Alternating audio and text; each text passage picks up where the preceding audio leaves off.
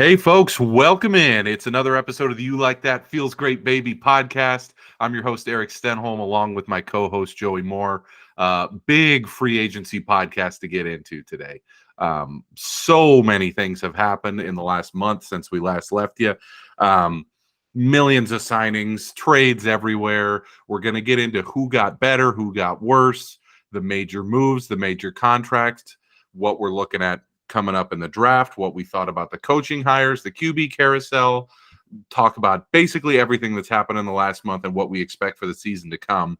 But we have to start with the namesake of the pod. Joey, the floor is yours. Jimmy Garoppolo. You like that. Feels great, baby. It might have to change. He has left the 49ers. What are your thoughts? It hits different. Feels Vegas, baby. Is that it? Yeah, it's weird. Like you kind of see it coming. I mean, it's been sadly, or not sadly, but crazily, like feels like few years in the making for this to happen.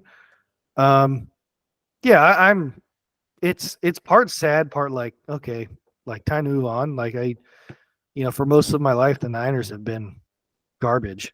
And when he came here, they no longer were. And yeah, he seemed, by all accounts, an unreal teammate. And yeah, I won't miss some of the late high throws over the middle that get picked off by a guy who's not even covering the guy he's throwing to.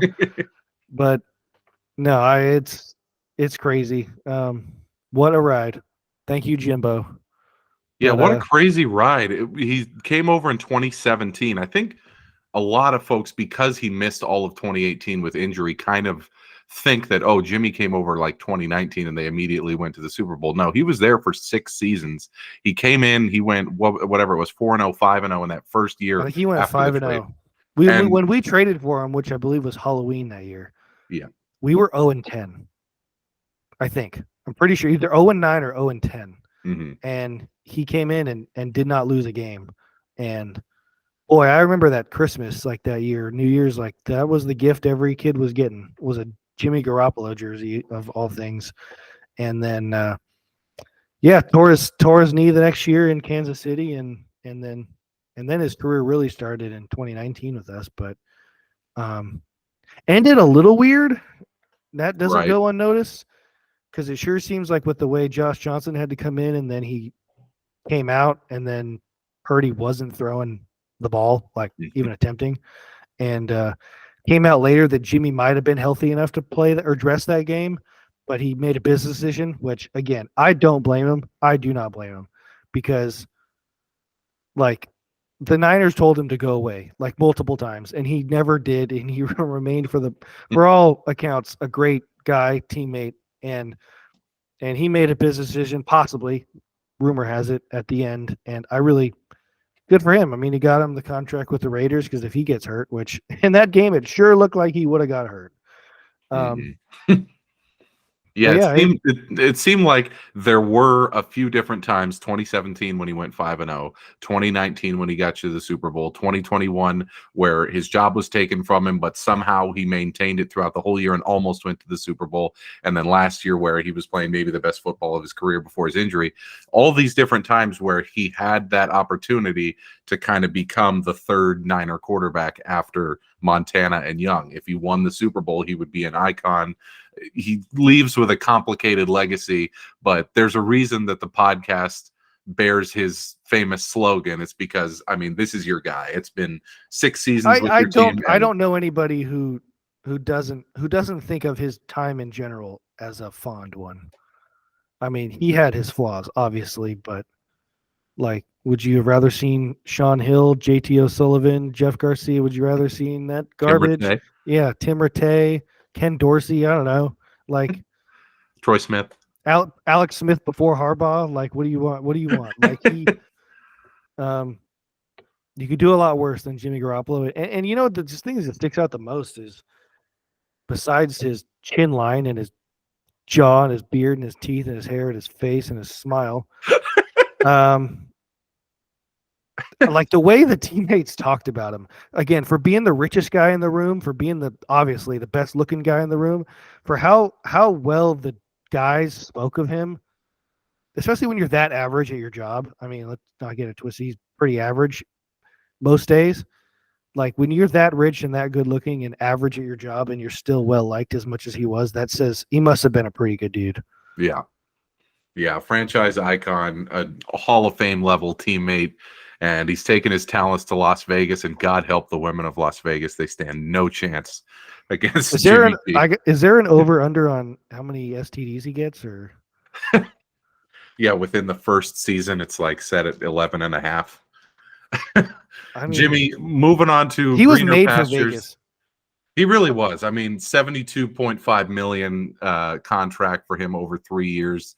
Looks like because of his injuries, injury history, the Raiders opportunities. I don't know if we're not going to get into the Raiders maybe just yet, but it's just like why are they copying and paste like New England? Like New England without Tom Brady looks like to be a complete dumpster fire, and it's just I don't know because Houston has tried to copy it, and it's just I don't know. Yeah, strange Devontae times Adams ahead. Probably not happy. They replaced his best friend with Jimmy G. Strange times ahead for Jimmy G. We wish him the best in Las Vegas. We had to start with that just because, franchise icon. You seen his face? Yeah, he's our guy, and we wish him the best. But let's pivot over to one of the many, many, many stories we have to go over. As you were saying before we started recording, when we scheduled this pod, we were like, oh, I mean, there will be stuff to talk about. There is so much to talk about with the NFL. Like There's never ever stops. There's no off season. When we were kids, there really was a significant off season in the NFL. But with the way that everything is now with social media and 24-hour sports networks, it's like there is no off season. If I'm not watching hockey on ESPN Plus, I'm watching all the mock draft stuff. The stories just keep churning out. We'll start with the obvious one, probably the biggest story in sports right now. Aaron Rodgers is going to play for the Jets next season. The Packers are still digging in their heels in terms of what the trade is going to look like and how the money is going to be shifted. But Rodgers will play for the Jets next season. He told Pat McAfee earlier in the week, which means Jordan Love is now the Packers franchise quarterback. My question to you, and I'll answer after you answer, is this move going to work out for either side? Do you like one side of the deal better for the Packers and Jets? What do you think? Might be a hot take, but since you never know with Aaron Rodgers. Like this whole thing might just fall apart because he might just retire or go to Jeopardy. We don't know. I don't think he knows. But assuming that it does go through, I think it's a just colossal win for the Green Bay Packers. I have, for the life of me, I do not understand why the Jets even want to do this. I know Zach Wilson was garbage, but you could have had Jimmy. You could have had draft a guy. I don't know, but like this whole selling your soul for Aaron Rodgers for 1 year, maybe 2, if it goes well, is just I don't get it. None of these big quarterback deals work. None of them. Like Russell Wilson was a tire fire at least for year 1. Mm-hmm. They gave Kyler Murray the big deal. His teammates don't even like him. Deshaun Watson. Exactly. The Deshaun joke, and it's like Aaron was not good last year. He was good. He was not great. He was not 4-time MVP Aaron Rodgers, and it's just everything that comes with him. I don't think he's going to mesh well with New York. Like the city, the media is going to get on about every little body language thing he does. And again, like the Jets have drafted so well. They have a good young core. Like to bring in an absolute massive personality, one of the greatest players. I'm not going to debate that. One of the greatest players in the NFL history, but one of the, if not the biggest diva in NFL history. I mean, we thought Brett Favre was over the edge. This guy is right there, if not by him. And I just his play does no longer overcomes his off the field, and not even like off the field, like his stuff on the. It's just like, do his teammates even really like him? I like Aaron Jones was on. I saw on TV the other day, and he's like, "I'm excited for Jordan Love," and I'm like, "That's not a third string tight end saying that. It's a star running back on the dude. We're just done, man. Like, Everything that came from the Packers all the way up to the GM was, yeah, we're looking to move on. And yeah, they told him, like as Aaron admitted, like you just said, they told him like we're done. It wasn't Aaron like, oh, I want to go play. It's like, no, we're done. Yeah. And you made the point. So you're saying this is very likely to be more of a win for the Packers than the Jets. I think the Packers finish with a better record than the Jets next year. Which that's a little bit of a hot take, and I appreciate that. But I am going to go with this is a lose-lose for both sides, just given that I have watched Jordan Love, in his limited amount of NFL playing time. I don't see it. I mean, it could be a case of he sat for 3 full years, just like Aaron Rodgers did behind Brett Favre. He comes in, he's way ahead of the curve with other guys who were starting their first full season as an NFL starting quarterback. So there is obviously that possibility, but in the limited playing time, that he's had to this point, I have not been impressed at all. I think Rodgers will be very high variance in New York because I think Robert Saleh is just like a great dude and a great defensive coach and a great motivator, but can he handle that kind of just psycho personality from Rodgers? Nathaniel Hackett's show, apparently. And there you go. Probably the dunce of 2022, Nathaniel Hackett, is the offensive coordinator for the Jets. Can that coaching staff get the best out of Rodgers while keeping the locker room together, while managing, clock situations and whatnot, which is obviously Saleh's weak point, as we saw last year. Master motivator, incredible dude, changed the culture. Doesn't really know how to use his timeouts and challenges very well. So that whole thing has the possibility to just be an absolute tire fire. Granted, even though the division is very tough, I can see an 11-6 and a playoff appearance, given that Rodgers won back-to-back MVPs in 2020 and 2021. So that is a possibility. But my point is, I think the variance is high, and their over-under will probably be set at around 8.5, 9 wins. So we'll see where that goes. For the Packers, as a Vikings fan, I'm terrified if Jordan Love is really good, because then they have him for cheap for at least this season and probably next season when they pick up his 5th-year option. If he's what I've seen to this point, I really like it. As a Vikings fan, I really like it because he was not great at Utah State. I don't think he's going to be great in the NFL. They can definitely get out from him very quickly and very cheaply, so I get it if they want to draft a QB next year, if they want to make a splash move for a free agent or a trade next year, while LaFleur and that core is still there. They also get out from Aaron Rodgers' enormous contract, which is another plus. But none of this matters if Love sucks. And so my point is, I think this is probably going to be a lose-lose. I think the Jets have sold their soul to try to get, for the first time in 50 years, a great quarterback. I did not realize how bad their quarterbacks have been in their history. You know who the best Jets quarterbacks of my lifetime are? I would say Chad Pennington and Brett Favre. That's one guy ran his face up his lineman's ass. I remember him. Mark, what was it? Sanchez? Oh, yes. Which I'm not going to lie. I really like him on TV. He seems like a good I do like him as an analyst, just not as a starting quarterback in the NFL. Sorry, Mark. That game was Thanksgiving, right? Yes. Against the Pats, I believe. Yeah. I just remember laughing. Just laughing so hard and being like watching that replay over and over again. I just think for the Packers, it is so worth it to them to just get him out of the building. Get his contract out, get his diva personality out. I get it. And if I was the Packers, I would make this move for sure. Dude, I'm not even a Packers fan, and I'm tired of the charade for the last 3 years. I might go to Jeopardy. I don't know. I might retire. Last year it was I want to go to Denver with Nathaniel Hackett, or at least it was rumored. Mm-hmm. And then he's like, dude, he's texting Schefter lose my number. Dude. Then it goes back. I remember watching. We're gonna take this way back. I remember watching The Bachelorette with Kayla, and his brother was on it, Jordan Rodgers, and he all the time would be like, "Yeah, me and Aaron don't talk." The whole family. I'm like, Aaron, what's up? We get you don't get along maybe with some teammates, but it's been documented that your own family doesn't really like you. It's been rumored they've asked for money, but I mean, Jordan doesn't need money. He's on ESPN. He's been doing college football. He's been on TV. He doesn't need money. If his family needed money, which again, I don't think they do. I mean, well, who knows? I don't know. I'm not neighbors with the Rodgers. But yeah, it's just odd, really odd. Really odd, and it brings He's to an 40. end. Yeah, I mean, it's the like if same he was situation 30 with and it was Favre. going to be another 5, 6, 7 years, maybe I get it from the Jets. But like, what if you do this and you give up like a 1 and a 2, and it just goes to shit? And Time is a flat circle. A he retires and 39-year-old goes to Jeopardy after 1 year. Like, was that fun? Who was that fun for?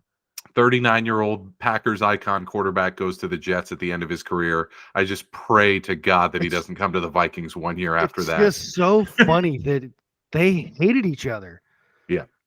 Favre and Rodgers, and now they're like, are you guys like reincarnated? Are you guys, what's going on?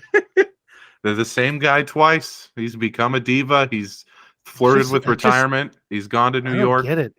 It brings to an end one of the crazier player versus team sagas and diva stories in recent years. And we have to go to another player versus team saga for our second topic here today.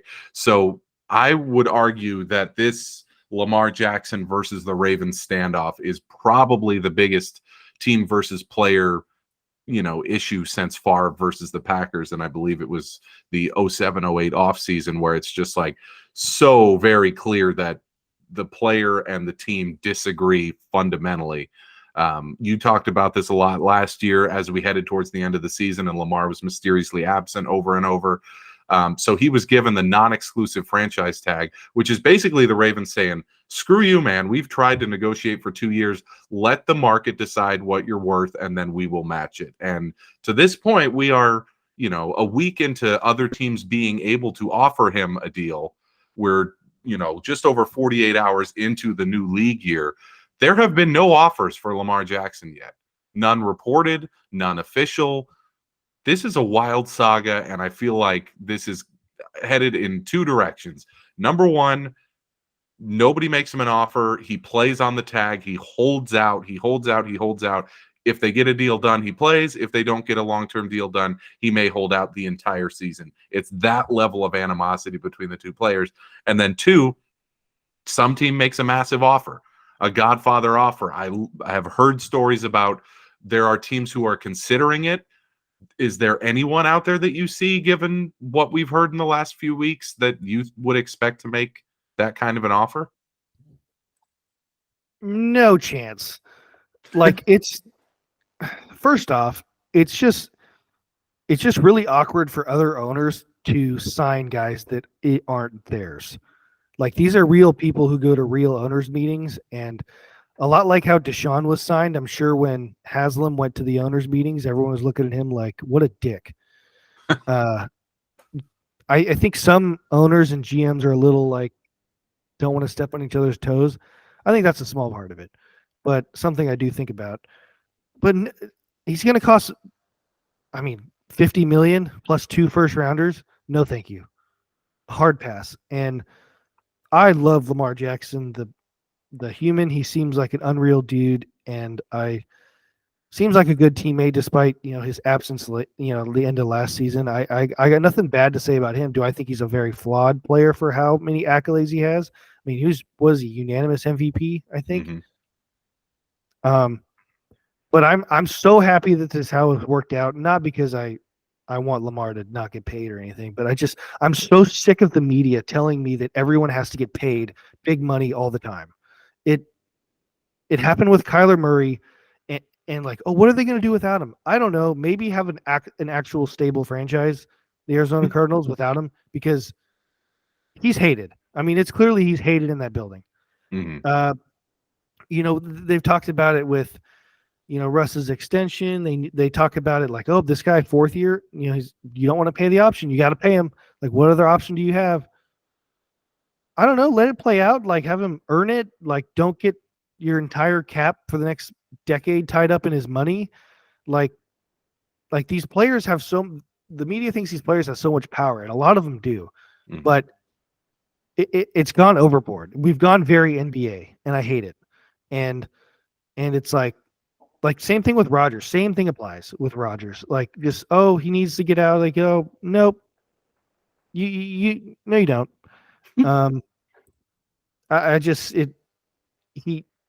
Lamar doesn't throw well from the pocket. He's clearly injury prone, mm-hmm. And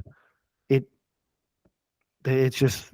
I mean, I'm looking. Reliable. He's not reliable. Looking around the league at teams that their fans would like it, their coach would like it if they were to bring in Lamar. Like, who would that work for?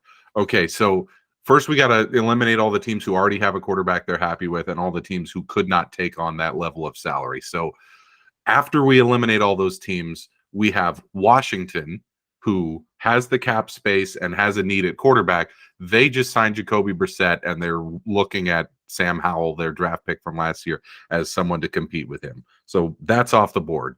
Tampa Bay, I said, was a very logical fit, but they have major cap issues. They just signed Baker Mayfield and apparently are planning on starting him next season.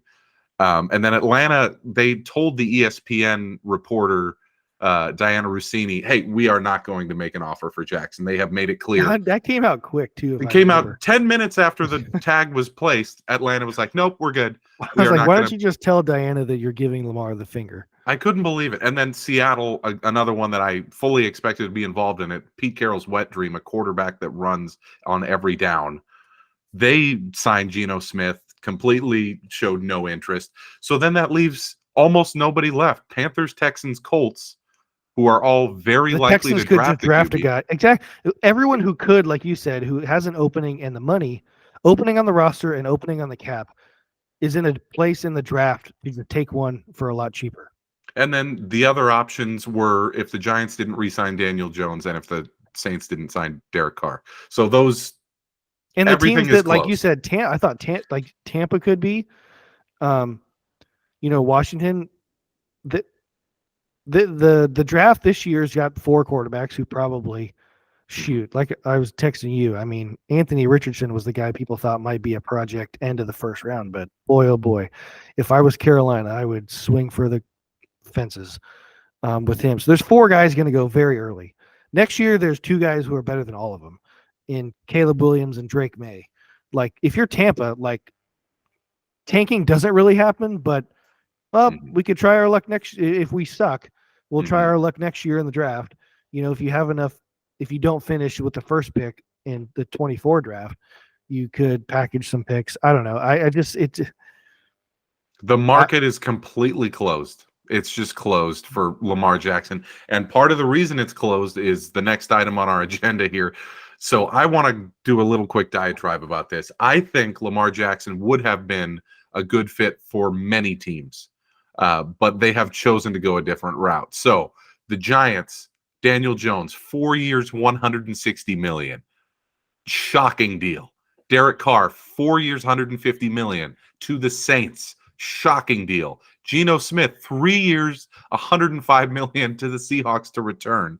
Shocking deal. I thought all 3 of those teams were fits for Lamar Jackson, and I also thought Atlanta was a fit, a great fit. A running team with a head coach who schemes running better than pretty much anybody in the league, a shitload of cap space. It was a perfect fit. All avenues are closed, and my point here is, number one, Lamar Jackson has nowhere to go. He is stuck with the Baltimore Ravens for the long term, I think. I just don't see who is going to swoop in and do it. I would still think maybe Washington, but I think Snyder doesn't. He looks like he might not want to take on any more money, especially if he's getting sued or whatever's going on with the team. And then one other thing I heard was Detroit as a possibility if they could move on from Goff and they want to, I want somebody to love Jared Goff.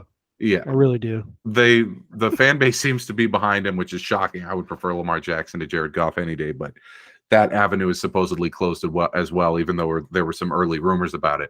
So it says 2 things. 1, Lamar is stuck in Baltimore, and 2, the state of the QB market is absolutely stunning. I was left scratching my head. Daniel Jones, 4 years, $160 million. Do you know how many touchdowns he passed for last year? He missed like half of one game. I heard. How many touchdowns I read it did he pass it for? And was shocked, but I don't remember the number.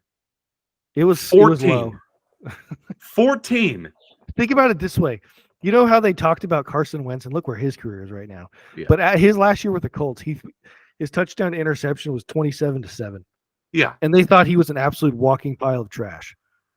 And they said, goodbye. Hope you never play in the NFL again. Go to Washington and nobody likes you. 27-7. And I believe he threw for over 4,000 yards as well. Yeah. Last year, Daniel Jones, 3,200 yards, 14 touchdowns, 5 picks. A lot of rushing yards, I get it, but this is a guy Vanilla Vic. I would rank Vanilla Vic somewhere in the late teens, early 20s when ranking NFL quarterbacks. Like, I would have him maybe the 20th best quarterback in the NFL, 19th, 18th, somewhere in that range. 4 years, 160 million. And because they came to that extension with him, they franchise tagged Saquon Barkley, who last year had like 400 touches and is so due to break down next year. I think that it's so interesting, just the way quarterbacks are valued and the way running backs, because there is, like, I mean, Saquon is a better running back than Daniel Jones as a quarterback. That's not even close to being debatable. Mm-hmm. But like, Saquon gets absolutely shafted with the franchise tag being like, I think for running backs 1 year, like 10 million, if that, 10, 11 million. And he was asking for, like, I think he was asking for McCaffrey money, like 16.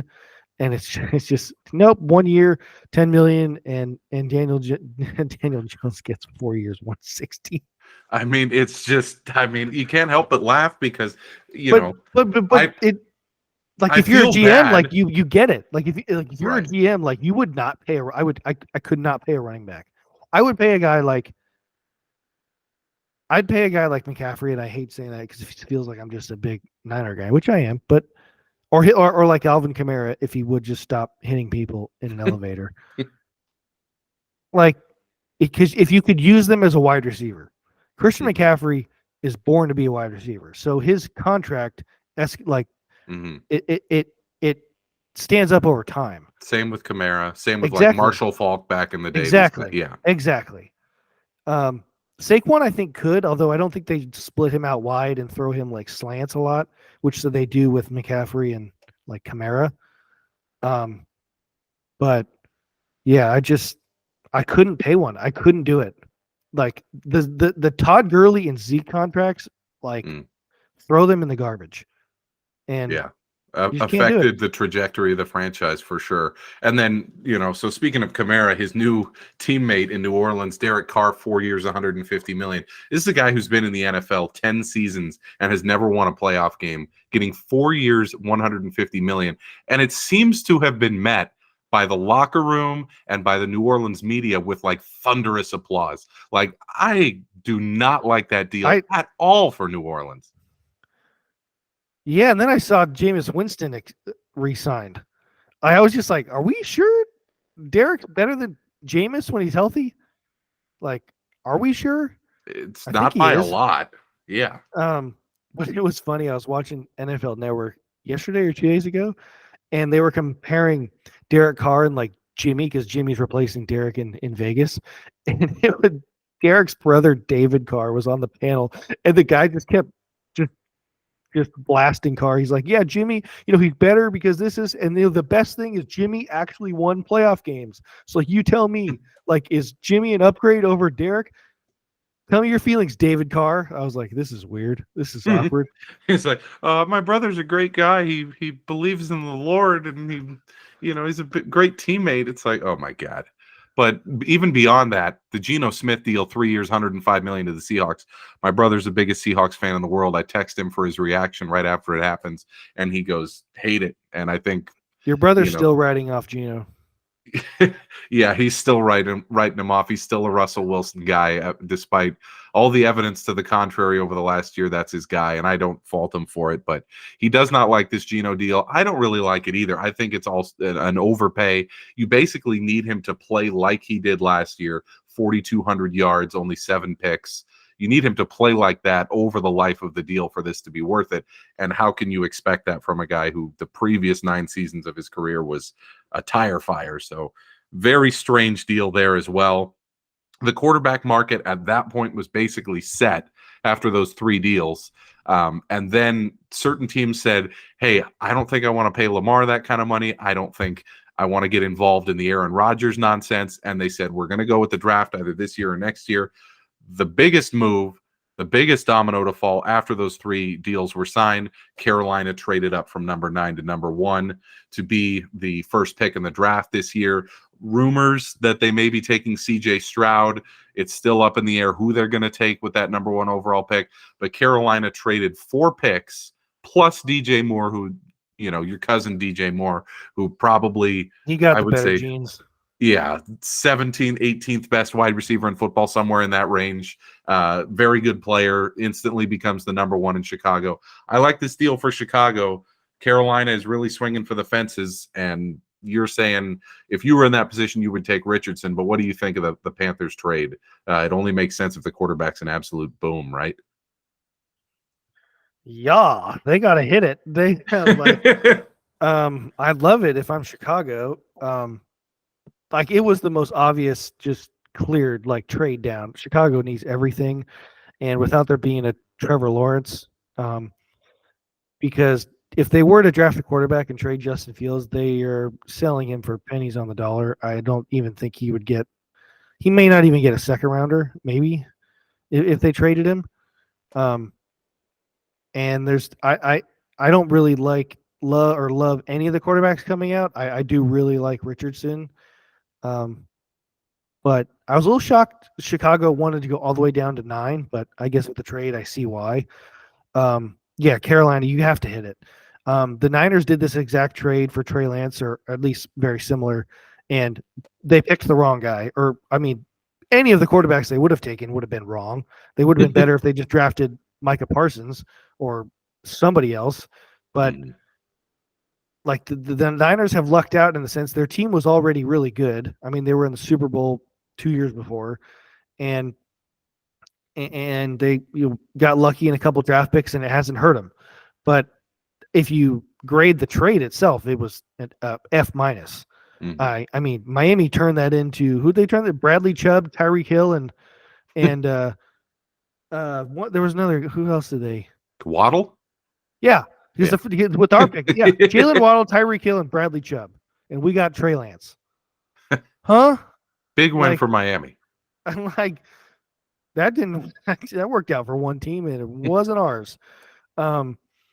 So yeah, Carolina, and you traded DJ Moore. Like, you would think that Bryce Young, CJ Stroud, Levis Richardson would like my brother from another, but I guess not.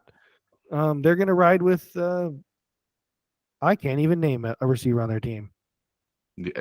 Steve Smith who's still left playing? at this point? Yeah. It was Mushin Muhammad.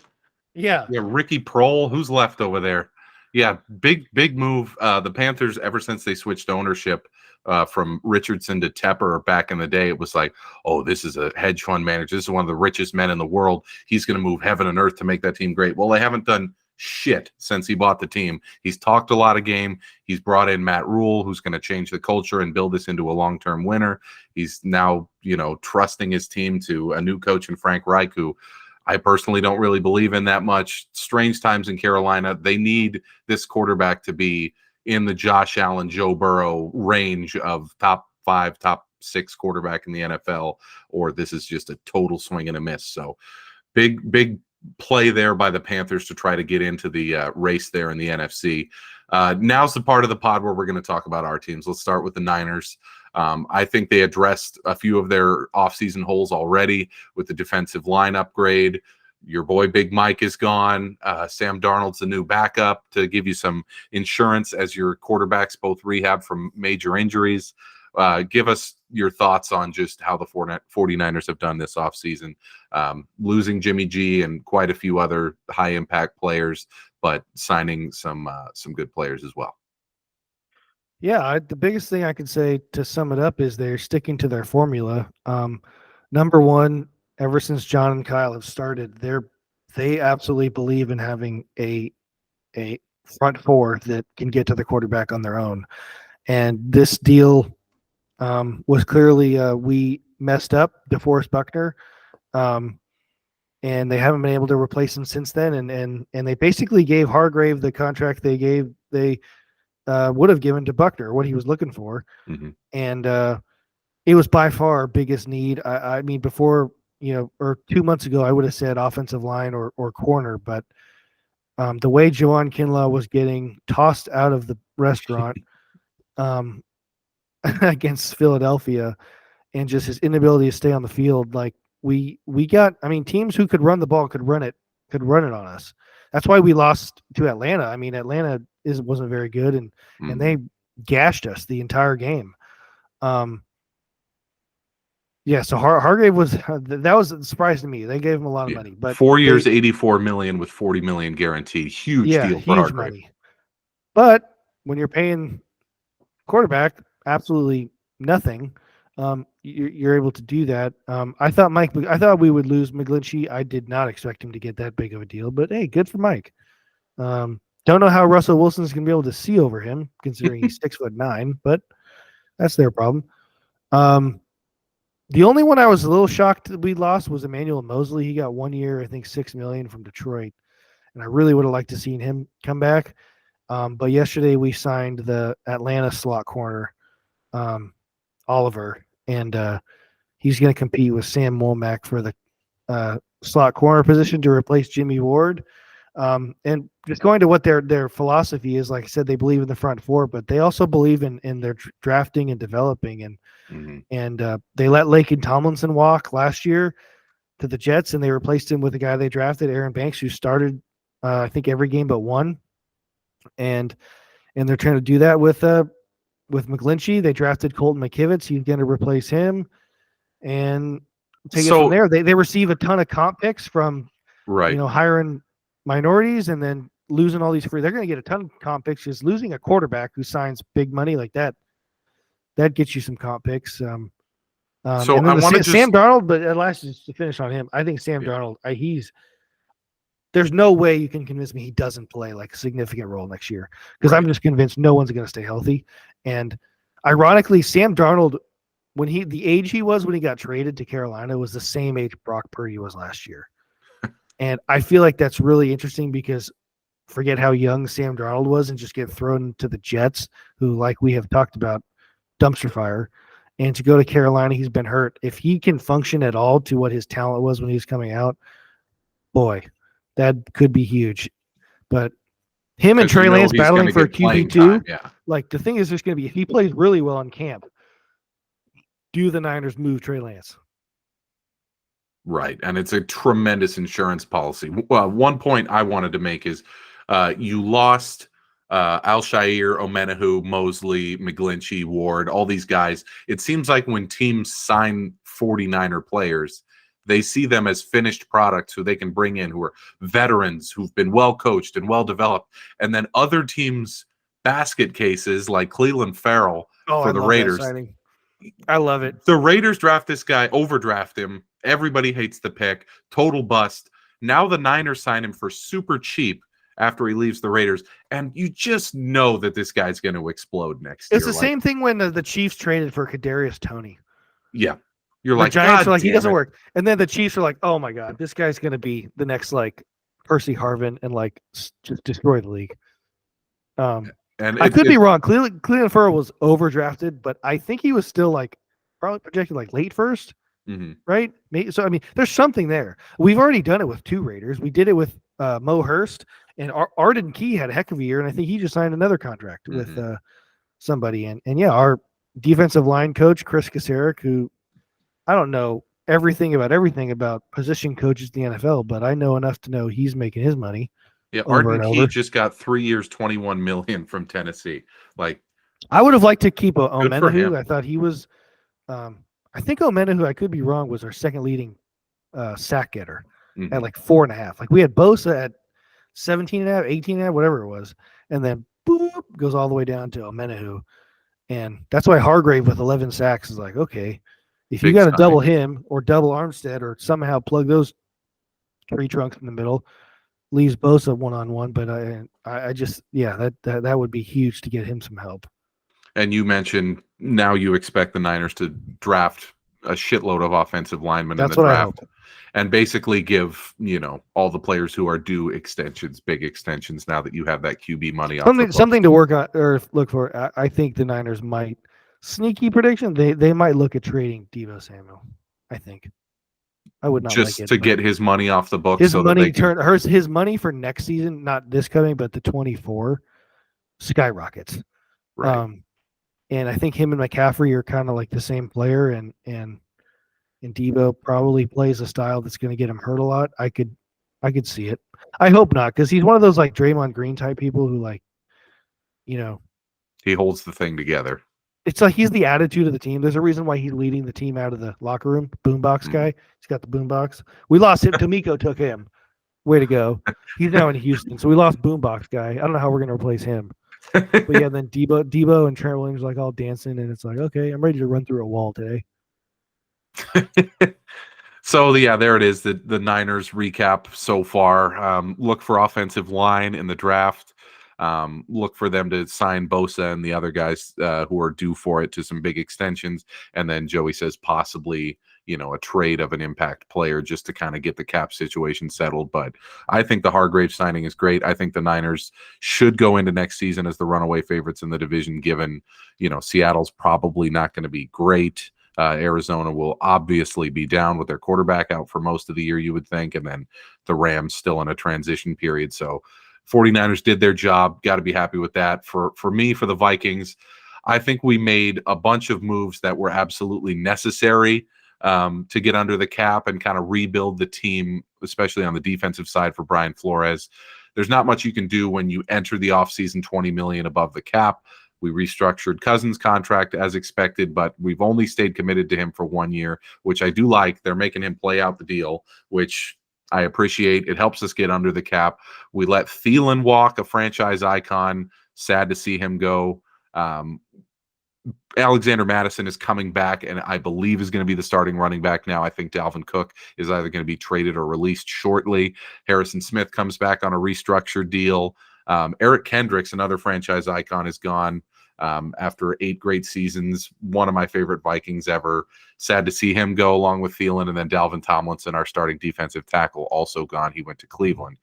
Looks like Zadarius Smith is probably going to be cut or traded in the next few days as well. Send him here. Yeah, and whoever's going to get him is going to get, a 36-year-old guy who can clearly still get into the backfield and rush the passer, but he does have a lot of injury concerns, and I think he comes with a price tag of somewhere in the $15 million range next year, which, for 1 year, not too bad, but the Vikings no longer need his services because we are sticking with Danielle Hunter as one of the defensive ends, and then we signed Davenport from the Saints, who last year – advanced stats say one of the 10 best rushers in the NFL. Actual stats say a guy who doesn't sack the quarterback. So we'll see where that goes. He was with the Saints for 4 years, and all the next-gen stats say he gets more pressures and gets past his blocker more than anybody. But if you look at the stats, it's like 1 year he has 11 sacks. The next year he plays the whole season and has 2. So it's like, is this guy any good? You'd love this. You'd love this. The whole time you were talking, I thought of that Moneyball scene when he's like, then why doesn't he hit? Oh, he's a great hitter. He's got a great eye for the ball. Yeah, the ball great just swing pops off of his bat. He's like, how come he doesn't hit well? If he's a great hitter, why doesn't he hit well? It's like, oh my God. So Davenport brought in apparently the advanced stats, and our GM Kwesi Adolfo-Mensah is obsessed with advanced stats, say that this guy should be a double-digit sack guy. So we'll see how that goes. And then we brought in Murphy from Arizona, who he was the heir apparent to Patrick Peterson for the Cardinals. And then we brought Peterson in. He's clearly too old and past his prime. We kicked him out the door and brought in Murphy to replace him again. So he'll probably be our corner number 1 with both Peterson and Dantzler changing teams. I would imagine now. Oh, and we also signed this guy Oliver from Baltimore to be our second tight end, who apparently has some pretty high upside. But these are fringe moves for a team that has almost no cap space. I'm expecting the draft to be entirely defensive line or defensive backs and linebackers. Right now, we basically have no talent in that region outside of Byron Murphy, who we just brought in. Like defensive line, Danielle Hunter at his best is a 12 to 15 sack guy. This guy Davenport's supposed to be very good. I think we have a good defensive line in terms of stopping the run. I realize that our pass defense is probably bottom 5 in the league and probably didn't get better so far this offseason. So, man, are we going to need to hit on some corners and linebackers in the draft or try to make some kind of a trade or shrewd move here, because Brian Flores has got a huge task ahead of him. I think with, Kendricks leaving, Zadarius Smith leaving, you lose some leadership, but you're getting younger. So we only have 5 picks which sucks. We got the first round and second rounder, but after that, it's just. But you have your second rounder. Oh, and we did get a I think we got a comp 5th for some sort of free agent move. What did you give up for Hawkinson again? Oh no, we did lose a 2nd rounder for Hawkinson. We Oh, have you did? 2/3. I think we have a 1st, 2/3, and then a 5th and a 7th, and that's it. Like, it's not good. So a lot of creative moves that need to be we don't made. have a 1 or a 2, but we have 11 picks because we're just a minority hiring factory. Yeah, crazy how the Niners. We have picks. I think we have picks 99, 101, and 102. Yeah, it's going to be electric in the Moore household. You're going to be tuned late Friday night of the draft. I'll be like, yeah.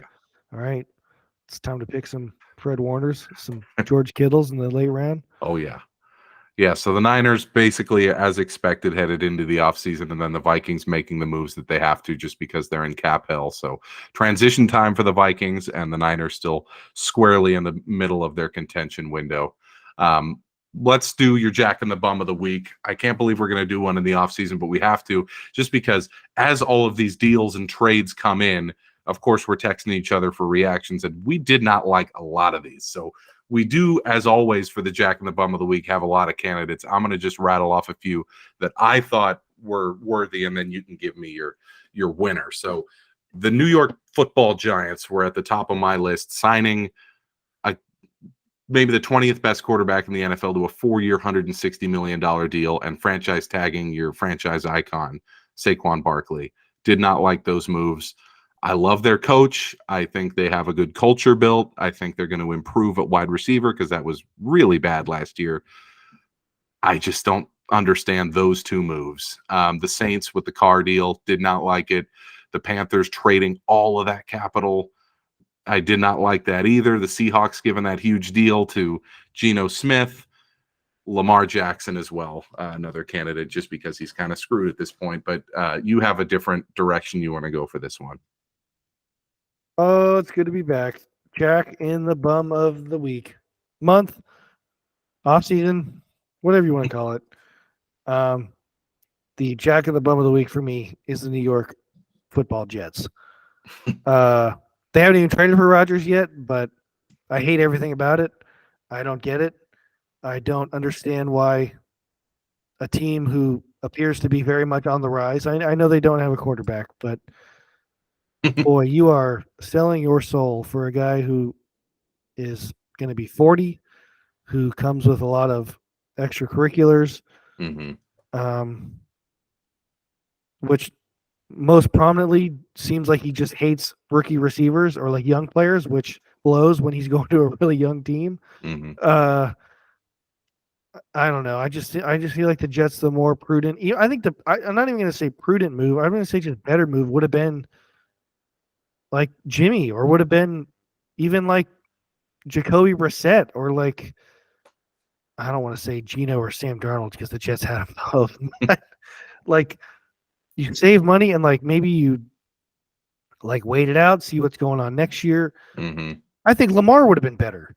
Like, right. Then if you're gonna sell your soul, like sell it for a guy who's younger and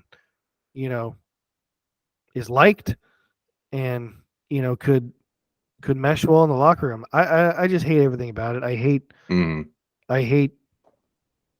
don't like doing all that for one player in general, but when it's a guy who could only be committed for 1 year at a time, would drive me nuts if I was the Jets. It drove the Packers nuts, and the Packers, pretty well-run organization for most of my life. So when they tell the guy, we want you gone, I think other teams should be like, why? Why? Like, the Steelers, or even like Ravens, Patriots with Belichick, for the most part, not really right now, but yeah, like, why do these good teams want to get rid of these guys? Right. So there it is, Joey's Jack in the Bum of the week. He's going with the Jets for the offseason Jack in the Bum of the week. I got to take a quick I hope it blows here. up in their face. So when Robert Saleh gets fired, he can come back here when Steve Wilkes gets a job, and we'll just run it back. Let's move on to the other segment that we do on a weekly basis here. My You Like That picks of the week. Obviously, there's no games to pick for the NFL. There are futures. The first thing I want to do before I go over some team futures that I like, just post free agency, with the way teams have improved and with the cap space they have and the draft capital that they have. I want to go over My coaching hire grades, and you can debate me on this. Let's just do this first. I really like Houston's hire of D'Amico Ryans. I think you do too. I think I hate it. I wish he would have stayed here. I hate it. He's a terrible coach. Wouldn't have hired him. Yeah, he's going to be fantastic. Everybody loves D'Amico. So Houston, a franchise in turmoil, they made an incredible hire. So good move by them. Denver, the money that they're giving Sean Payton is absurd, but I have to say I think that's a decent deal. I'm giving it a B. Indy with Shane Steichen, I'm like C+. Hiring the offensive coordinator of the team that went to the Super Bowl last year, so cliche. It's like the Vikings did it last year. Every team does it every year. It's fine. We'll see how he does. Indy's always been, a middling team, at least over the past decade. One could say they are mid. Yes, they are quite mid, as the kids say. And then, of course, Carolina with Frank Reich, I give it a C-. This is a guy who really hasn't had much success since his initial season there in Indy. Very, as you saw during Hard Knocks in season, very strange guy. Like, he tries to weave religion into his coaching, which is very strange. I've never appreciated that. And then Arizona, I give it a flat F. I think Gannon is just not the guy. I think this is a situation where you have a quarterback contract that's just going to decimate the team. You have draft capital, but you probably don't have the GM and the coach to get the best out of it. Arizona's situation is not good right now, as we saw in that ranking of like where players like to play the most.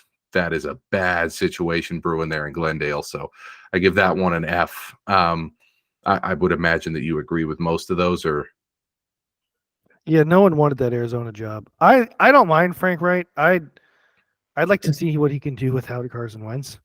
I wouldn't give it an A, maybe a B-, C+, but I think he can do better without Carson Wentz, but all goes to see who they draft. Yeah, Arizona, I mean, no one wanted that job. I even think Denver, like, yeah, Sean Payton's good, but like, did he really want to coach? Maybe he did, maybe he didn't, but it took an astronomical amount of money from Walmart to get him to go coach. And yeah, I mean, D'Amico, I think, is going to be a star, but yeah, and in Indy, that cliche is a really good way to put it. It's like, okay, yep, there's nothing, I don't know, that's just mid. Yeah, and then so taking a look at how the odds have shifted, I'm going to give you some wild numbers on Super Bowl futures here. The Jets are down to 15-1 to win the Super Bowl. Absurdity. Absolute absurdity. Not even close to being the best team in their own division. I'd predict them to miss the playoffs. One of the absolute craziest things I've ever seen in terms of like betting odds shifts. They were like somewhere in the 40 to 50-1 range. Then when Rodgers is rumored to go, they're all the way down to 15-1. Horrendous bet if anybody makes that. Absolutely terrible bet. I'm looking at the futures right now. Niners 9-1, probably a little intrigue there. For me, Bengals 9-1, definitely some intrigue. Looking a little bit further down, I do see Jacksonville at 28-1. You've got a Super Bowl winning coach. You've got a quarterback who took that second-year leap. Could be a decent value there. Further down the board, I mean, Cleveland 35-1. The numbers aren't great for a lot of these. Vikings 40-1, a little bit tempting. I would say Pittsburgh to win the division is one that I've been looking at. I think Cincinnati will obviously win that division, but I'm looking at the other teams in that division. You have Cincinnati's going to have to give $8 trillion to Joe Burrow, and deservedly so. The Watson contract is a shit show. The Lamar Jackson situation is toxic in every sense of the word. Looking at Pittsburgh there at like 5-1 to win their own division, I kind of like that bet as something to look at. But if I had to give a pick for like best bet for next year for this to win the Super Bowl at the current odds, I guess I look at the value somewhere in Jacksonville 28-1, but the Chiefs are 6-1. That feels like good odds. Nothing's really jumping out to me at this point. So if I have to give a pick of the week, I would say right now, before the Lamar situation blows up, before the Burrow contract comes down, before all these things happen, maybe take a quick look at Pittsburgh to win the division at 5-1 or 50-1 to win the Super Bowl. I think it's a decent value. I think they got better on defense. Just a flyer there, just a thought. Let's head over to the Feels Great Baby. God, this is sad. No Jimmy on the Niners anymore. We may have to rename the segment, but Feels Great Baby. Joey's may have to segment. rename everything. Yeah, I mean, whether it's Brock or Lance or Sam Darnold, there will have to be a new name, but maybe we keep it just in Jimmy's honor. What a franchise icon. The big cock pod. Yeah. Oh, man. Good luck getting that one through the Apple podcast filters. See how that one goes. All right, your Feels Great Baby, your wildest take you feel best about currently. You and I have texted a lot about this since the Super Bowl ended. You have a thought about roster construction in the NFL that you think should take hold. I believe that a quarterback on a rookie contract might be the most valuable weapon in all of sports in front office, GM, like you said, roster construction. And to piggyback on that, I think Philly should really, really look at trading Jalen Hurts. And again, same thing applies with Lamar that applied with him, that Jalen Hurts. Jalen seems like a great teammate, great guy, hard worker, everything. I think he's a little bit of a flawed passer. He's really good. He's improved a ton, but I mean, he's not an elite passer of the football. But he's an elite runner. I just don't personally believe that quarterback. I don't want to say can win, because they can win. He almost won last year, but it's just, I don't know if it's sustainable for a long time. And if you're going to pay a guy $50 million over the next 4 or 5 years, like I want the prototype. And the prototype is Patrick Mahomes, is Joe Burrow. I mean, those are the only two guys I'd be comfortable paying in a couple of years, $60 million. When you can get a guy, again, very, very lucky, but when Brock Purdy's making $897,000, you have an all-star team around him. Right. And if you have the right coaching, yes, it's just whether do you believe it's easier to find a Patrick Mahomes, or do you believe it's easier to find the amount of all-stars that a team like the Niners or Philly right now with Jalen on the rookie, like how many guys are on, like if you take away the quarterbacks, which you can't, but if you did, the Niners and Eagles are by far better rosters than the Chiefs and Bengals were last year. But one guy had the best guy in the league. And like, that's my point is like, people think they can find a guy like him. You can't. If you have the best in the league, it's the king on the chessboard. Like, we're playing chess, and the Chiefs have the king. If you don't, what do they call the little horsey that they got on the other the knight? Like, you can't pay those things $60 million and win chess. Like, you have to have the king. Right. And you can't have Kirk Cousins the rook, or Smith the bishop.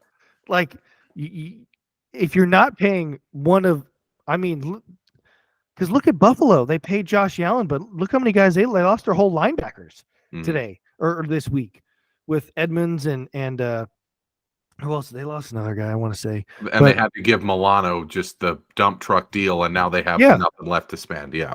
And it's like, I would have paid Josh Allen, but look, they're really not getting any closer. They got dummied at home by the Bengals in the playoffs. Like, they're not any closer to winning. The Bengals, who had a QB on a rookie contract. That's what this is about. Right. Winning. So it's not about just paying guys money. We're all we're all having fun together, playing football with our best friends. Like, that's really cool. But like, the object is to win. And it's really hard to win when you pay a guy who's not the best elite money. Like, Mahomes is arguably underpaid. But if you paid him $60 million, you're getting what you're paying for. Like, look at Dallas with Dak. Like, you're paying him $40 million, they're going nowhere.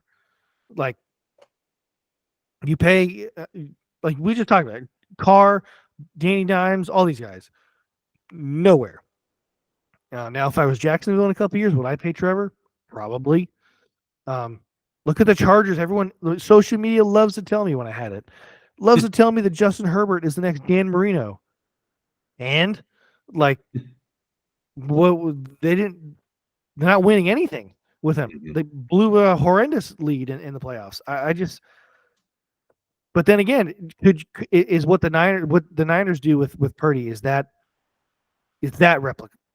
replicable? Right. I don't know if that is either. I'm going to contradict myself, but you have to get lucky. You have to be really good at drafting. But I feel like it's harder to find Patrick Mahomes. What you're wrestling with is there are two ways to win right now. You get a Mahomes or a Burrow, and there's only two of those guys, or you get a quarterback on a rookie deal and you spend literally $210 million of your $220 million salary cap on the rest of the roster, and you build an all-star team around it. There's only two ways to do it, and you're saying because there's only one Mahomes and one Burrow, that like you can find a bunch of, like, I think Fred Warner is really, really good, but like you said, so is Matt Milano, so is like the Roquan Smith, so is like I feel like you can find other linebackers. You know, is Nick Bosa really good? Yeah, but so is like TJ Watt. Like you could find other ones. Like you can't find other Patrick Mahomes. Right. There is none. And you're saying just by playing the percentages, because there's only one Mahomes, there's only one Burrow, there's only one Josh Allen. By playing the percentages, if you're trying to win, if your object is to win the Super Bowl, you should draft the quarterback. You should pay him the minimal amount of money and get a cheap veteran backup and surround them with an all-star team. I'm not saying you have to have like the Mr. Irrelevant, but Philly's got, because of the AJ Brown deal, or was it? No, it was they traded with the Saints. The Saints moved up to take somebody, and I think it was Olave, and they got a 1. So they have 2 1s. They picked number. They were in the Super Bowl. And they picked 10th. Like you could take maybe one of those 4 guys and still have another first, and you trade Jalen Hurts and his potential future money. I mean, you're looking at what Aaron Rodgers might get, or what Lamar would get. You look 2 1s. 2 1s, 2 2s. The Russell wasn't like, and like you could keep all these. You could have kept Hargrave.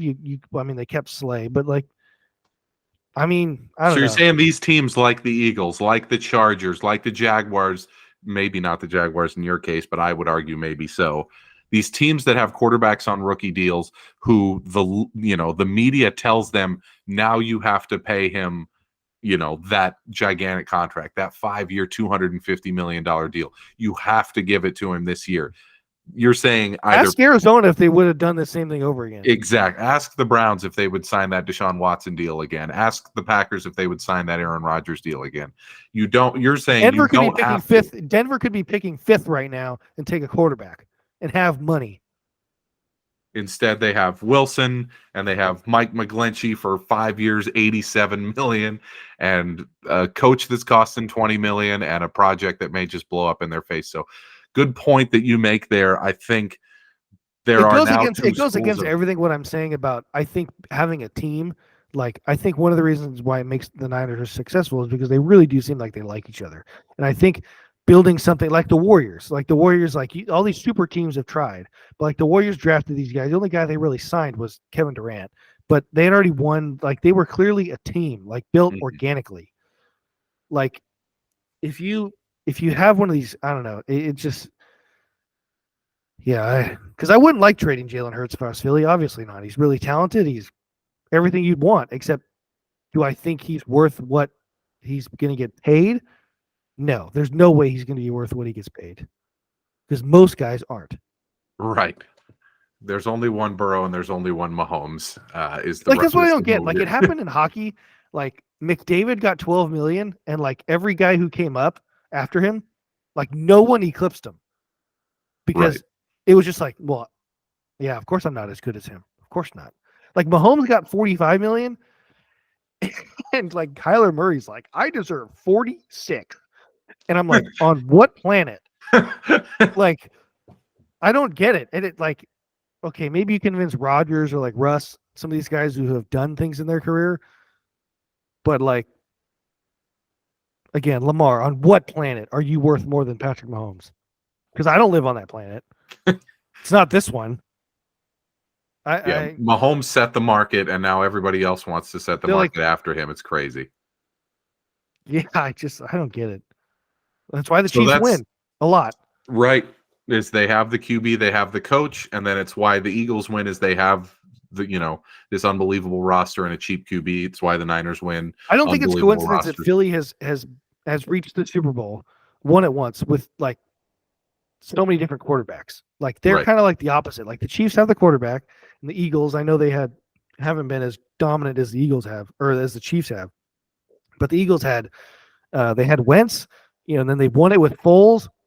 They have Jalen Hurts. Like they're more of like the cheaper guy all-star team type thing. I don't know. It's just interesting. So that's Joey's feels great, baby. His wildest take. QBs on rookie deals are the ultimate weapon in the NFL. Maybe teams like Philly and the Chargers should consider trading their franchise quarterback and building a super team around a cheap QB on a rookie deal. Let's close the pod here. We're actually going to do our first ever mailbag. We did get 2 questions. I asked for some questions this week from our fantastic listeners. We're going to start with Evan in Fremont, who let's pretend that he's not related to me and say that he's just a longtime listener, first-time caller. He asks, and this is a really tough question, so thanks, Evan. With Aaron Rodgers leaving, who are the top 3 QBs in the NFC? So I think this stems from the whole Colin Cowherd thing last week where he ranked the top 6 quarterbacks in the NFC, and he was just absolutely slammed for it on the internet, as everyone is for everything. But it's an extremely challenging question given where we are in the NFC now. It's not. It's like it's varsity and JV when you compare the 2 conferences. It really is. There's the gulf between the AFC QBs and the NFC QBs is absolutely enormous. I mean, I don't even know where to start here. So let's list the starting quarterbacks in the NFC, and we got to pick our top 3. So going into next year, NFC East, Hurts, Prescott, Jones, Brissett. NFC North, Goff, Cousins, Jordan Love, and Fields. NFC South, Carr, Carolina's quarterback who will be drafted, Baker Mayfield, and Desmond Ridder. And then the NFC West, Lance / Purdy, / Darnold / Johnson, and then Stafford, Geno Smith, and Kyler Murray, let's say, even though he's hurt. Like, what do you do there with the rankings? Like, how can you put together a top 3 when it's basically you could put anyone number 12 and anyone number 2, and nobody would I have a clear top 2. 3, throw them all in a hat. Who's your all right, give us your top 2. Jalen Hurts and Jared Goff. Oh my God, Jared Goff, number 2. Tell me I'm wrong. I mean, this is what Cowherd was slammed for too, is how high he. So he I don't put even know what is Cowherd. I assume he had Jalen number 1. He had Matt Stafford number 1, which I mean I get, but he's like dead. That. Yeah, like the Rams assume that he's going to be healthy and playing next year, but pretty crazy. So if he was healthy, I'd have him number 2. So then if everyone is fully healthy, you go Jalen, Stafford, Goff. Okay. I'm looking at this and I go, I mean, I probably go, oh, it's so tough because you don't even know where to start. Like, who is the one? None of them are a clear one now that Brady and Rodgers are gone. It's like, I guess, and I can't believe I'm going to fucking say this, I guess I would go Cousins, Hurts, Prescott in that order. Oh my. I don't know. I debated Kirk. I absolutely debated Kirk. I even forgot my list. Who did I have number 3? Goff. I had Goff 2. Hurts and Goff. Who was 3rd? You said, yeah. Who did I say? Dude, am I like losing my mind? Oh, Stafford. No, I didn't. If healthy. Said if healthy. Who did I say before you said Stafford? You didn't. You just picked 2. Oh, I did? Yeah. So I would not even consider Dak. Like, for me, if I had to consider a 3rd one, it'd be Kirk. Sorry, Evan, I hate to say it, but Geno Smith was pretty damn good last year. The Pro Bowl quarterbacks for the NFC last year were Daniel Jones, Geno Smith, and Cousins. I'm not putting Danny Dimes. But I think the reason he asked this question is who can't win the NFC next year other than Arizona? Like, literally the Rams. everyone. I think the Rams are a disaster. I think so too, but supposedly, according to Colin Cowherd and some members of the media, they have the best coach I don't in know the who his NFC and the source. best quarterback. I mean, I think they have. I mean, I'd put Kyle right up there with Sean, but yeah, Sean's won the Super Bowl, so yeah, he probably is the best. But I've read rumors that Sean hates Matthew Stafford, like that something like that they know he's not healthy and they're trying to trade him. Mm-hmm. I mean, you couldn't pay me to put Kyler Murray in the list, despite he's probably the most talented. I mean, that's funny is that we're looking at this and we're not even considering him. Like, this is a guy who just got, You know what I want to push back on too? People have said he's like been doubted. Like, it's just his size. Okay, Kyler Murray was the most prolific high school quarterback in the state of Texas has ever seen. I don't know. They're a pretty big deal in high school football in the state of Texas. He was the best one. He went undefeated. Better than Breeze. Better than all of them. Yeah. Like, he's just short, but he's got a pretty big cannon of an arm. He can. Right. No one can catch him. He's just a royal class dick. And it's for that reason that he doesn't crack our top three. So I reluctantly go Cousins, Hurts, Prescott as my top three, and you go with who? What you go? Hurts, Goff, and Stafford. No, I didn't want to put Stafford because I'd put Kirk because I know Kirk's going to play. Say what you want about him, he's going to play. Yeah, Stafford might need Tommy John. Yeah, great question, Evan. Really difficult answer for us. So, and I don't really think there's any right answer there. Like next year, any of those. Give me a month or two in the next season. Brock Purdy's going to be on that list.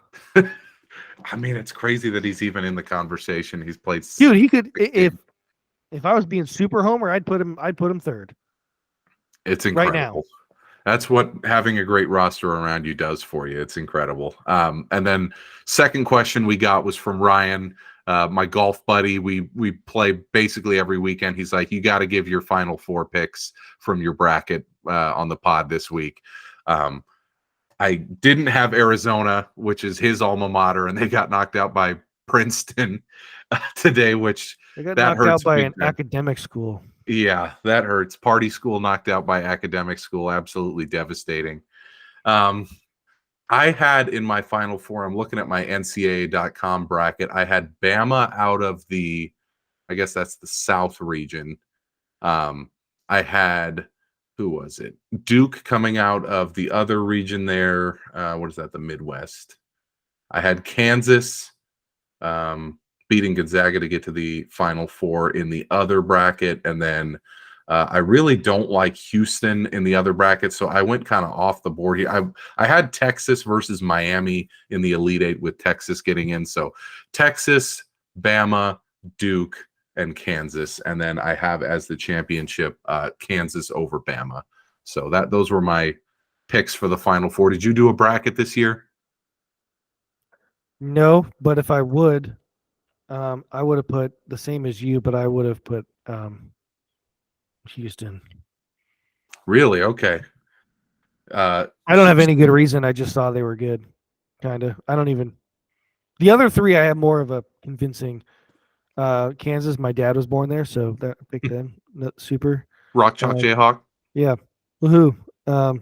Duke. I think they're pretty good every year. So, and then Alabama, I just think it'd be part hilarious and part sad that this guy could just be like the most hated human being ever for like murdering somebody apparently, and then go win the national title. It really is weird. And there was that whole thing where like his entrance to the game, they like the other players on the team frisked him like he was carrying a gun. No way. And the coach had to be like, no, they were pretending that they were like going through TSA getting ready for liftoff. Oh, I was like, this dude is like involved in a murder. Like, I don't know, something like, I don't know if it was charged or whatever, a warrant or whatever. And then like the next day he played and then dropped like 40. Yeah, Miller for Alabama. Just a very odd story. Like, I can't remember the last time that there was a guy who was involved in something that serious who's just playing like every day. Well, we didn't know about it, but Aaron Hernandez was pretty good. We didn't know it at the time. Like he was doing his, make it rain celebration after yet another touchdown after he fucking murdered a guy the night before. Little did we know.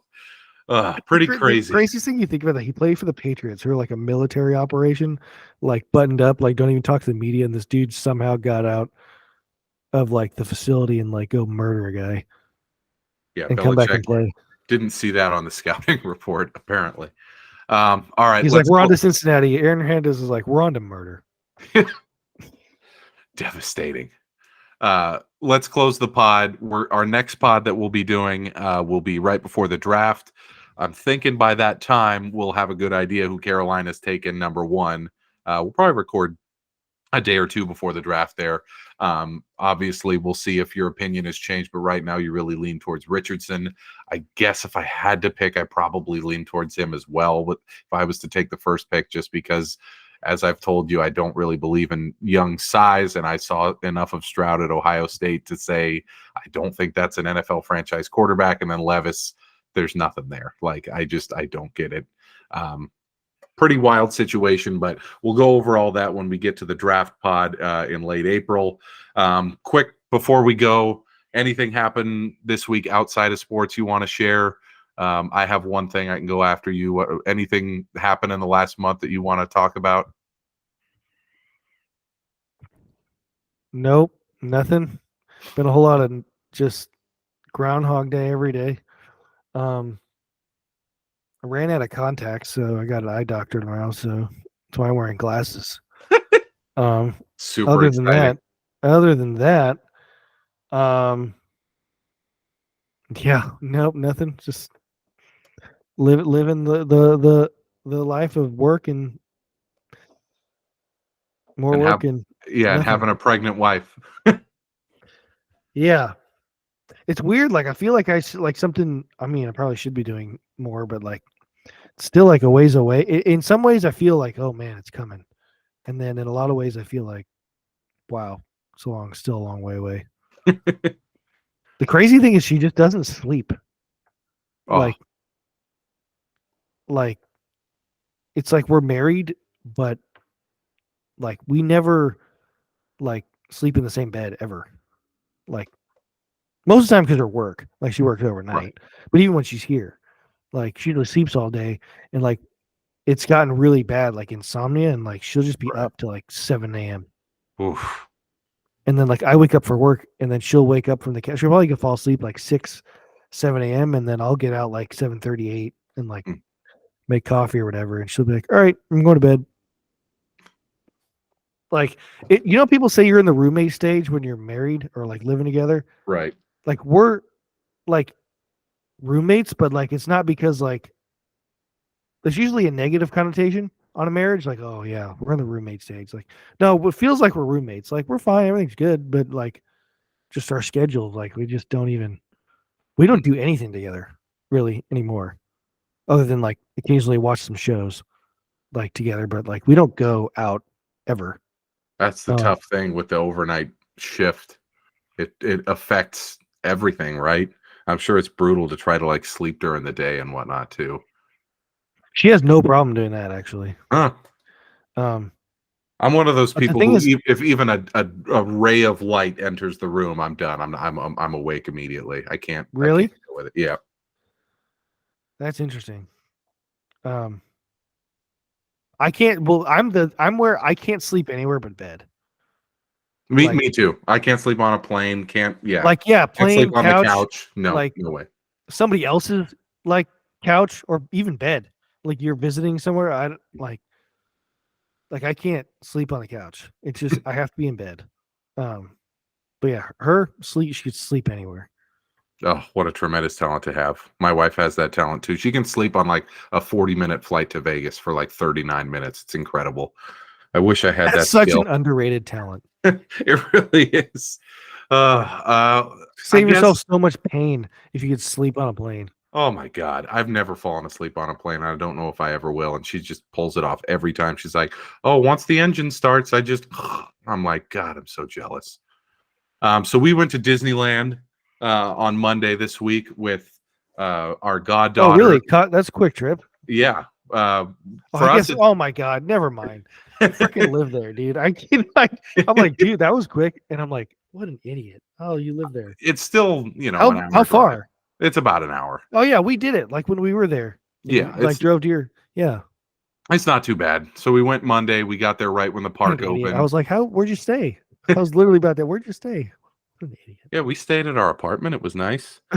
I just wanted to bring up. You're like, my wife charged me $400 a night. Yeah. Yep. Yeah. Fair market rate for West LA. Definitely fair. I just wanted to bring up earlier in the year, we were talking about how Vegas has changed since the pandemic. I would say Disneyland has changed massively since the pandemic. The last time I went, bad. I went there in 2018. I hate Disneyland. Sorry, I absolutely hate Disneyland. I liked it as a kid, and then I didn't like it as an adult. I loved it up until like even a couple years ago. Like me and Kayla went one time, just me and her. Like, and we saw the Sharks play in Anaheim too. It was a whole trip, and it was fun. But it's changed. So we went on. This is a Monday. I don't know. Like I said, the last time we were there, like the line seemed longer, the food seemed more expensive, and I'm like, we don't have any kids. Like, what the hell are we doing here? Exactly. We'll have our kid, and in a few years, go like, oh great, like we'll get excitement out of watching the kid. Yeah, but like, why? I'm like, I'm 30. Why am I on Peter Pan right now with you? Like, my point was going to be, so I went in, I guess I've been in 2013, 2018 were the last two times I went. And so this is, 5 years on from the last time. Right when I walked in, because, there's always a line to get in. I expected that. Right when I walked in and got to that main square of Disneyland, where you decide if you're going off to the right to Tomorrowland or off to the left where like the Indiana Jones ride is, or if you're going straight to the Matterhorn, or if you're going to, I guess there's the new Star Wars land there to the left. So I always expect one of those directions to be very crowded. Like everybody wants to go to Star Wars, or everybody wants to go to whatever. It was like that every square inch of the park. And this is a Monday in March after a rainstorm. Like, this is probably the worst time to possibly. I don't know if you guys had it, but yeah, we got absolutely boned. Yeah, by Mother Earth on Tuesday night. Same with us. Absolutely drenched, like horrendous weather all last weekend. Terrible weather. I was like, this may actually work out for us because it's not going to rain that day in particular. The kids are all in school. It's a Monday. No, it didn't matter. I bet you spring break. It wasn't spring break. And what I'm thinking is they have just decided, Disney as a whole, to let in 2 or 3 times as many people as they used to pre-pandemic. I've heard that's what it is. It is. They're like, ESPN Plus, no one's watching hockey. We're losing money. Disney, we're letting everyone in the park. Open up the theme parks, because wall-to-wall strollers, wall-to-wall mobility scooters, wall-to-wall people. It's not even Disney. I just hate people. I don't want to be where the people are. It's such a jaded thing to say as I get older, but I feel like it's true. Like, every place we go is crowded, but when you go to a place like that, where even in big 40-person wide open squares, you are having trouble moving forward because there's so many freaking people. I was like, what are we doing here? Like, this is absolute insanity. And us Did and our everything friends, work? We're pushing a double wide stroller too. So there's a 3-year-old and a 2-year-old in the stroller as we're walking around the park. You cannot get anywhere because it's just completely blocked off with people everywhere we go. There was only one major ride that wasn't open. It was the Indiana Jones ride, but everything else was open. But even with the whole Genie Plus pass that we got so that we could skip to the front of the line every hour or so on a few of the rides, even with all that, I think we did either 6 or 7 rides in like 8 hours, and the kids got to go on 5 or 6 of the rides that they wanted to go on. And then we were just exhausted from all the people and just trying not to get barreled over by giant crowds. And it was like, oh man, very, very strange situation there, where it's like, I get that they probably are trying to. Are we sure that Disneyland and like Vegas have changed, or have we changed? I think it's a combination of both. I think we're getting older. Because I'm just like, I hate people. Me too, where it's like I can't handle the crowds. We say like Disneyland, but like you go to Costco, like I'm ready to be Joey Mixon right here. And just plow through everybody. Like what are you all doing here? Like I'll go, like we've gone like on a Tuesday, like at 2:00. Like, okay, people are supposed to be at work, right? I work from home. Like, there we go. Quick trip. Me and Kayla. Kayla doesn't work. Like, where are all of you? Why are all of you here? Shouldn't you all be at work? Do you all work remote? Or are you all in tech? Like, do you all like have a work phone with you right now? What are you doing here? And I just Same situation at Disneyland. I'm like, did everybody take the day off from work today? Did everyone take their kid out of school today at the same time? Part of it is we're older and we don't like people and we don't like crowds. We're not the way we were when we were 18. But there is just a simple fact that things have changed post-pandemic. Like Disney lost all that money from the theme parks during the pandemic and clearly responded to it by saying, hey, the only way we can make up for that lost revenue is by adding like 3 times as many people into that park. And it was so you said, nuts. did everything work? Like, did the rides and everything, like, because my worst fear is like I go and they're like, oh, Indiana Jones is down for maintenance. And I'm like, why am I here? There was only one ride that was down, but the problem was if you didn't have the Genie Plus pass, literally every ride that was worth riding was like 70+ minute wait. So we only went on the ones where we got to skip to the front of the line, and they only allow you to do that like once every hour. Yeah, I think we did. I don't know if it was called the Genie Pass at the time, but we did something where you pick like a ride every 2 hours, and then it tells you like a time frame you can go and like go to the front of the line. Yeah. And then there's some that like if we saw I had a quick wait, we would go. I love to do all those like Toy Story like shooting ones where you like do the target. I think those are pretty cool. Yeah, you should have seen the line for that. We did the fast pass so that our friends' kids could get to the front of the line on that one. If we didn't, I mean, this line literally like wrapped around the whole freaking park. That's the only point I was going to make is it us getting older or have things really changed? Because it was just utter. It makes sense at both of those. From the second we got there till the second we left, not a single space available to just breathe there. So pretty crazy situation. Like I said, we will be back in a couple weeks here, in a few weeks here for the draft preview. This was the free agency recap pod. We went over basically all the QB carousel changes. We went over what the Niners and Vikings did this offseason. We named some teams that we thought won the offseason and lost the offseason so far. We'll see how the draft goes. We'll see how our teams look heading into next season when we start to get into those divisional previews as we lead up to another season of NFL football. So we want to say thank you to everyone for listening to this free agency pod. We miss you, Jimmy. Feels great, baby, that we had all these years with you as you know, in Joey's case, diehard Niners fan, and in my case, a guy who just admired a winner. Adios, Jimmy, and we'll see everybody when we're back for the NFL Draft Pod. Thank you for listening.